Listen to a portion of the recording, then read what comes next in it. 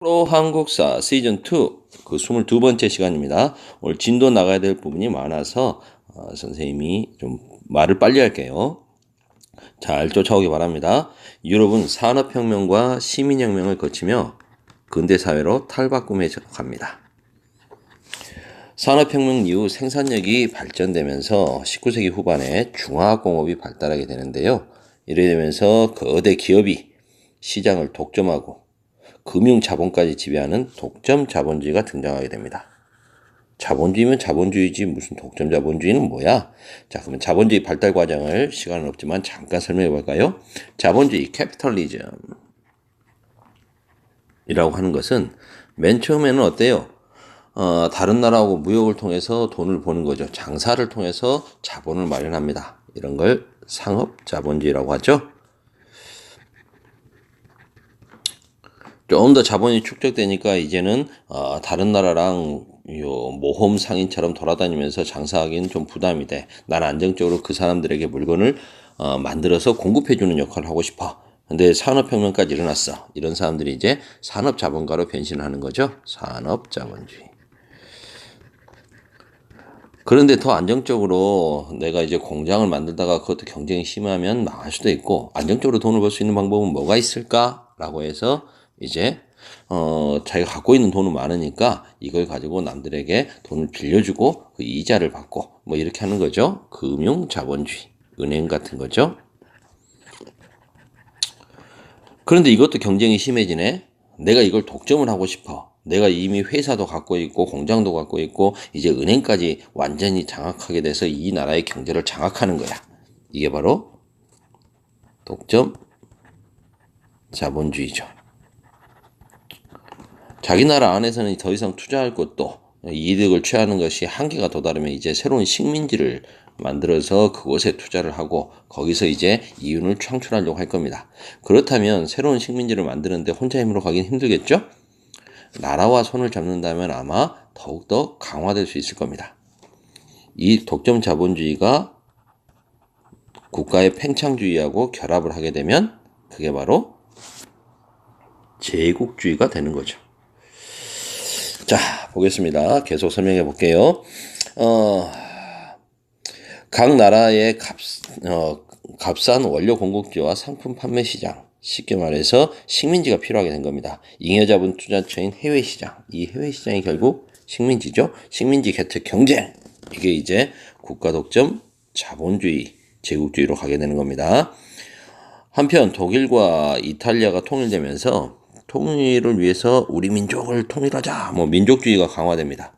그런데 이게 너무 좀 지나치게 되면 배타적이고 침략적인 성격, 우리 잘났고 너희들은 못났고 우리가 잘났기 때문에 너희 나라 먹어야 되고 우리의 힘을 과시해야 되고 이렇게 되는 거죠. 이런 침략적 민족주의로 변질됩니다.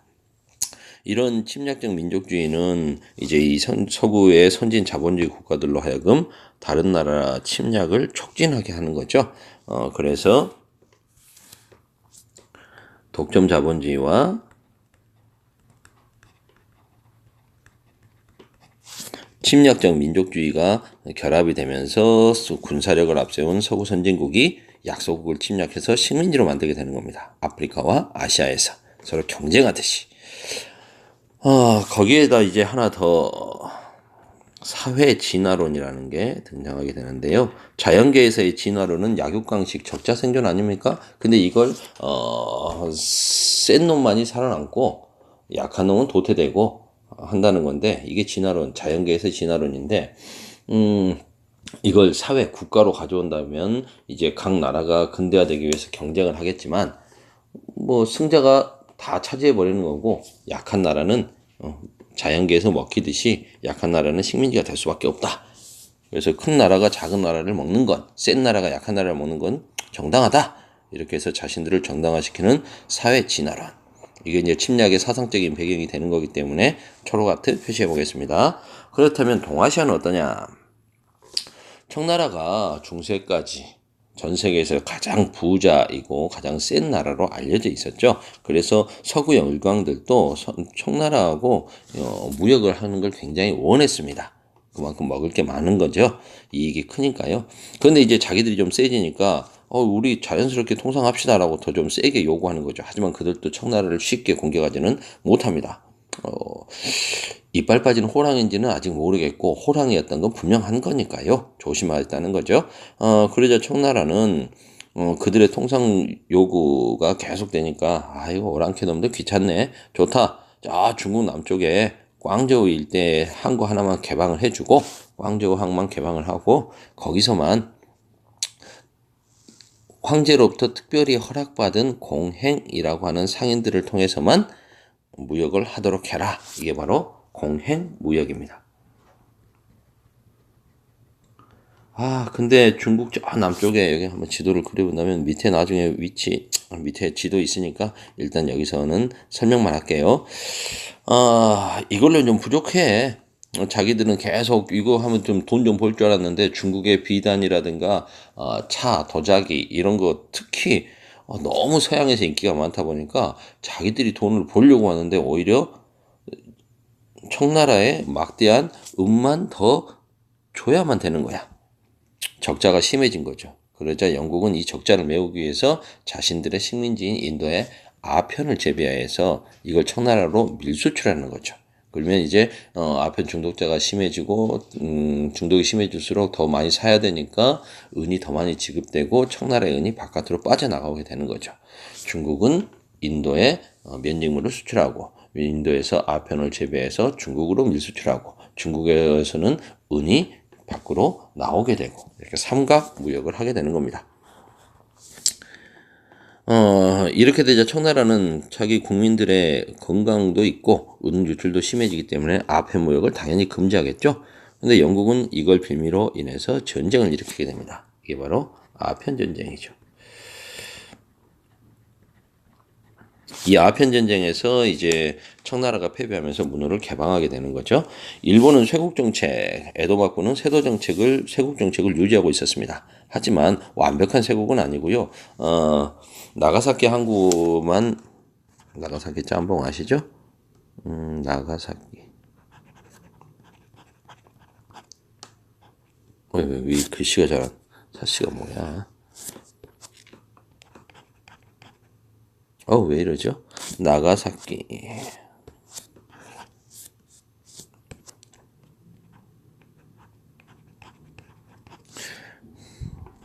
나가사키 항구만 개항하고 나가사키 항구에 인공섬인 데지마라고 하는 걸 만들어서 자기 나라 땅에는 못 올라오게 그 데지마에서만 인공섬인 데지마에서만 무역을 하게 해줘. 이렇게 해서 쇄국인 듯 쇄국 아닌 이런 정책을 펼쳤죠. 폴란드 처음에는 폴란드가 아니라 홀란드가 바로 네덜란드 옛 이름입니다. 그래서 네덜란드를 화란이라고 하죠. 그래서 네덜란드하고만 이렇게 개항을 했습니다. 청나라 상인들도 그쪽으로 오게 하고 그런데 이제 미국이 청과 무역에 관심을 갖게 되면서 중간에 거점이 필요한 거죠. 너무 멀리 오다 보니까 그래서 일본의 통상을 요구하게 됩니다. 미국의 페리 제독이 함대를 끌고 와서 도쿄만에서 대포 몇 방 빠빠빠빠빵 쏴준 거죠. 이러니까 일본이 놀라서 개항을 하게 됩니다. 베트남은 16세기부터 포르투갈하고 무역을 해왔습니다. 그런데 인도 정탈전에서 패배한 인도에서 영국과 경쟁하다 패배한 프랑스가 베트남으로 진출을 하게 되면서 프랑스는 늘 다른 나라 진출할 때 명분이 이거예요. 카톨릭 박해. 왜 천주교 신자도 박해해? 뭐 이런 거죠. 이러면서 군대를 파견해서 1차 사이공 제약을 맺고 베트남은 개항 당하게 됩니다. 한편 조선은 흥선 대원군이 통상수교 거부 정책을 펼치고 있었죠. 병인양요, 신미양요 두 차례에 걸쳐서 프랑스와 미국이 문호 개방을 위해서 문을 두들겼으나 대원군이 끝내 막아냈습니다. 그랬던 대원군이 물러나자 이제 일본이 운요 사건을 일으켜서 조선을 개방하게 되죠. 아시다시피 강화도 조약입니다. 자, 그렇다면 밑에 그림 가지고 한번 각 나라 각국의 상황을 좀 보도록 하죠. 제일 먼저는 중국 청나라가 문호를 열게 됩니다. 영국이 청나라의 문호 개방을 요구하죠. 처음에는 광저우라고 하는 곳을 중심으로 열어줬던 아까 무슨 무역? 공행무역. 그랬다가 이제 아편 전쟁 공행무역에서 하고 있다가 아편 전쟁을 하게 되는 거죠. 1차 아편 전쟁. 그리고 미국은 이제 중국과의 무역을 위해서 오다가 중간에 쉬어갈 곳이 필요하네. 그래서 일본에 빠바바바바방. 일본은 원래 그 전부터 나가사키라고 하는 곳을 이번엔 제대로 써보자. 나가사키를 통해서 쇄국인 듯 쇄국 아닌 정책을 펼치고 있었는데 미국에 의해서 강제로 개방당하게 되었다. 그 다음에 이제 프랑스는 영국과의 경쟁에서 인도에서 영국과의 경쟁에서 패배하자 인도 차이나 반도 쪽으로 관심을 갖게 되고 베트남과는 1차 사이공 조약을 맺으면서 베트남으로 진출했다. 자, 이렇게 되니까 이제 나중에 보면은 이제 영국과 프랑스가 또 손잡고 2차 아편 전쟁을 일으킵니다. 그래서 항구를 더 열라는 거죠.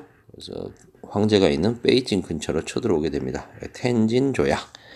이때 이제 깜짝 놀랐던 청나라 황제는 영프 연합군을 막을 힘이 없었고 결국 그걸 누가 중재해 줍니까? 러시아가 중재를 하죠. 그러면서 러시아가 청나라에게 이 중재 조건으로 대가로 얻은 게 연해주를 차지하게 됩니다. 러시아의 남하 정책.